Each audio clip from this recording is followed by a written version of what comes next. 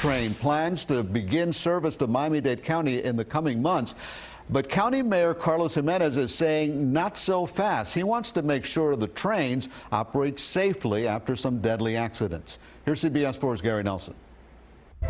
In the short time Brightline's been testing, then operating its rapid passenger service between Palm Beach and Fort Lauderdale, 4 people, pedestrians and a bicyclist, have been struck and killed by the trains, a 5th injured. The Brightline coaches are due to speed into Miami-Dade this year, but Mayor Carlos Gimenez wants to be sure they operate safely. He's fired off this letter to the state's transportation secretary asking for a full review of Brightline's safety efforts. I want to make sure that all the crossings, et cetera, are safe and they've been inspected and they're, in order to safeguard our citizens here in Miami-Dade County.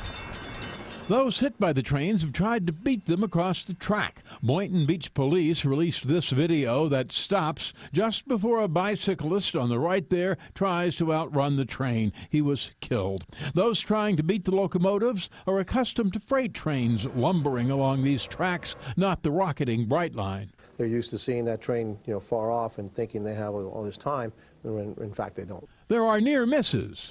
Look at this guy. Look at him. A motorist recorded this pickup truck going around traffic and the crossing arms, racing across the tracks, avoiding getting hit by scarcely a second. The mayor says there needs to be a public awareness blitz. Brightline was apparently reading his mind, issuing this statement saying, "We are working on a new media campaign and increased community outreach like ambassadors and message boards at crossings." Not just Miami-Dade's concerned about Brightline safety. It promises to become a federal case. Both Florida Senators Bill Nelson and Marco Rubio have asked the U.S. Department of Transportation to investigate the speedy train's operations. At the home of Brightline's future downtown Miami station, Gary Nelson, CBS 4 News.